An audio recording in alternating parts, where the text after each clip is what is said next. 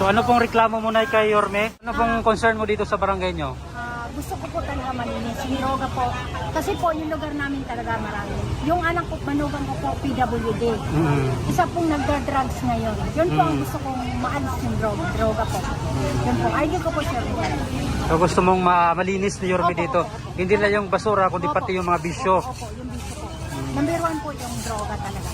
Yun po ang gusto kong maiparating kay Yorme. Thank you po at nanalo ang aking manok. Kaya makakarating po kay Yorme na yung sa loobin, no?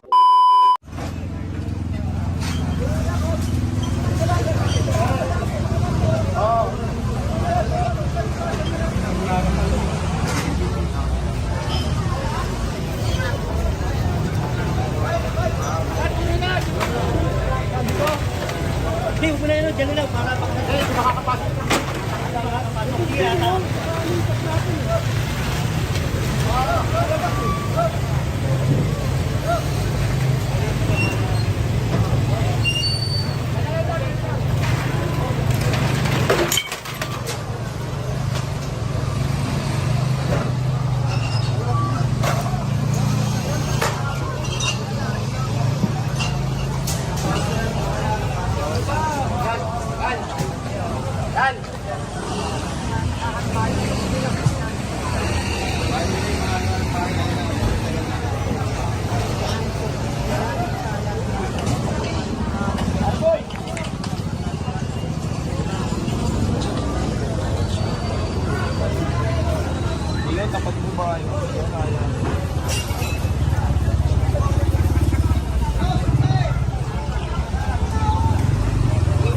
So pinasok na dito yung ano nila, freezer mga kababayan. Na dito nakalagay sa labas.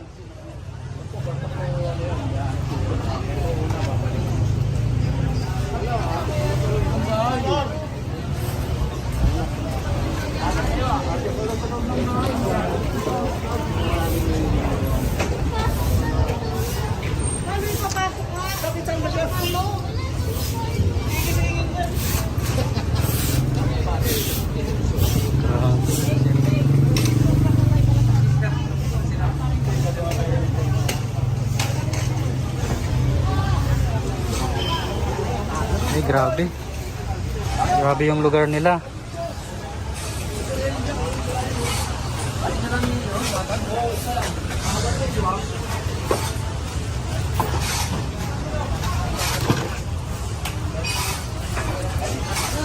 Kaya, nanay, gusto nyo po kay Kristo, sabi niyo yung bilis kilos. Pag nandiyan na po yung truck namin, at nandito na po kami, natulong ng director namin, bilis kilos din po kami. Bilis kilos dapat ang gagawin namin. Yan po sila, oh. Lahat na may tatabi nyo, kuya, itabi nyo na habang malayo pa yung truck.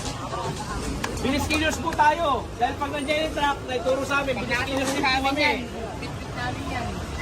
Sige, oh. Kung may sasalba nyo, salba nyo na.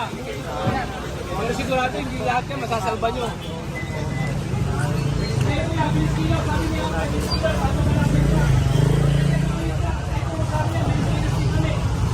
Kaya katitignan natin dito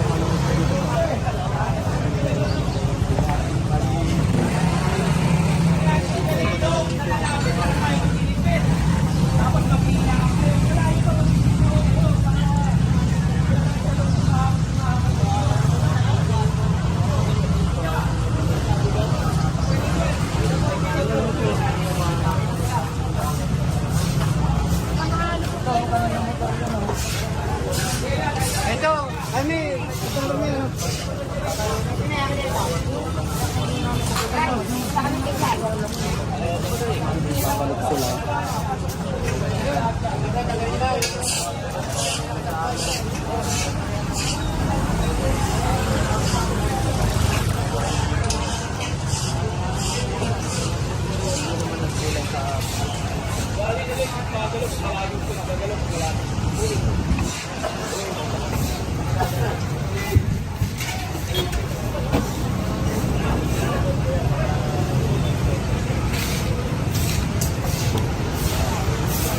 Ito yun pa rin mga kababayan sa kabaan ng Onyx. Kaya kasi sa bayan eh. Oh, siya. Gusto niyo na lang po. Pwede ito sa lang ganyan.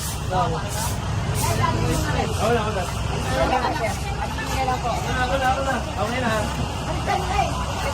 Ito mo ano. Babalik ha.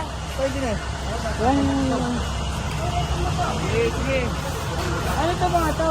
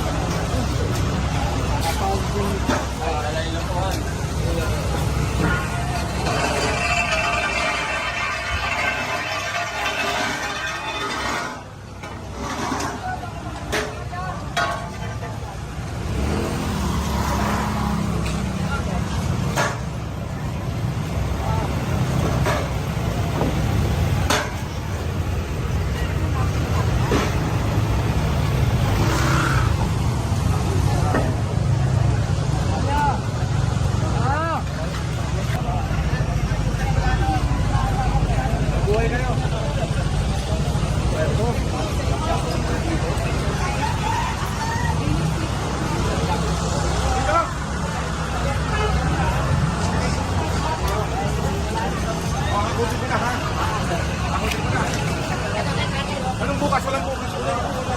Tulungan na lang namin kayo ipasok. Ipasok nyo na nga ito. Tulungan na magpasok nito. Huwag na ibabalik ha. Ayan. Pag ayaw nila, apunin natin. Okay? Sige na, sige na pare.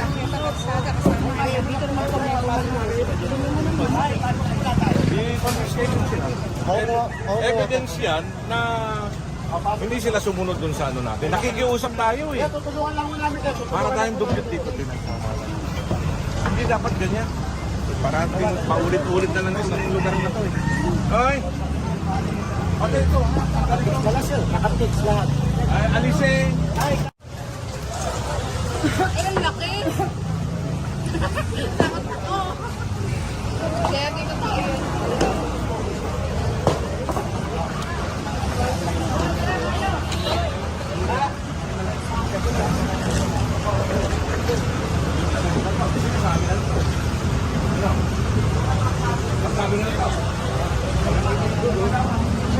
Laki na to.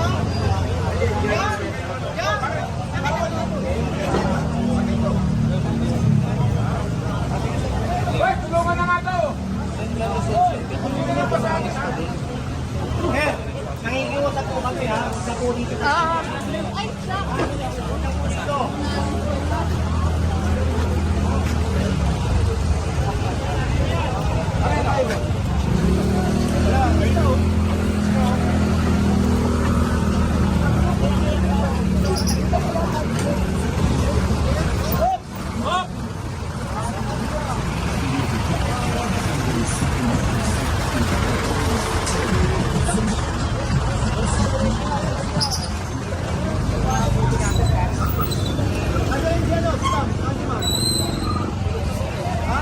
Dito na tayo sa Subel Ruhas, mga kababayan.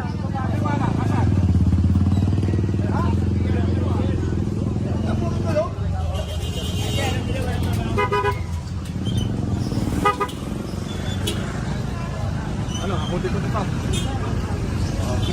Ayaw ko na makita nandito pa yan. Ano yung pinapapasuran na to?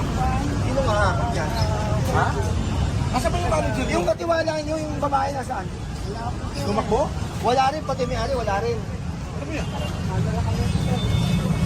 Eh kung pupiskay namin to, dinutang yung malamang. Tawagan nyo. Baka magising yun. Tawagan nyo.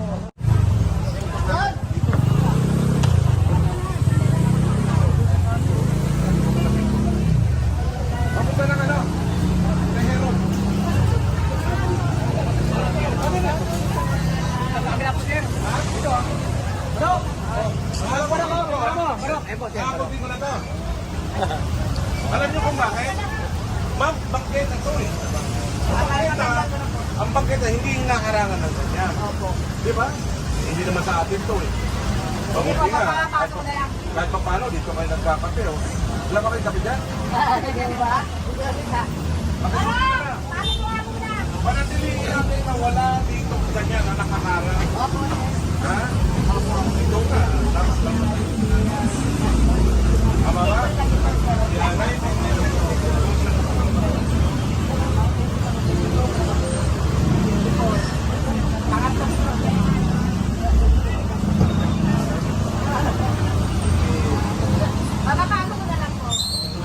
Gusto mo, tulungan naman namin kayo. Tulungan nyo lang ata. Yung mga hindi gagamitin, ano, tapos mo na.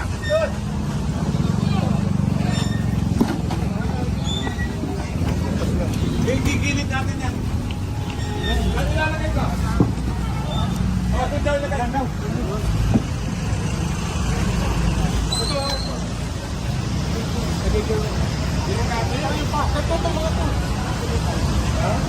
Dapat binaon nyo ito.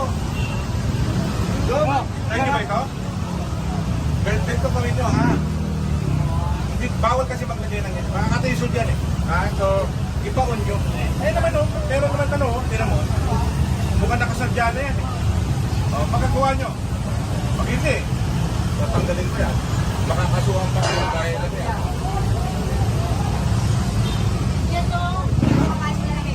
Dong! Pagdalin mo na lahat yan! Sige na!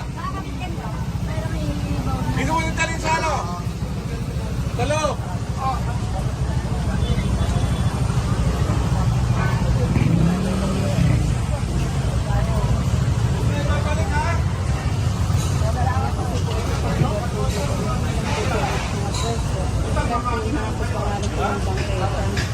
Ang pakiusap ko lang, dahil ito ay territory ng Pilipinas. At tayo naman dito ay naglilinis ng ating mga bakuran. Pwede ba yung bakuran ninyo dito? Parang bakuran nyo na to eh. Ayaw na namin makita na may mga kalat ha. Okay?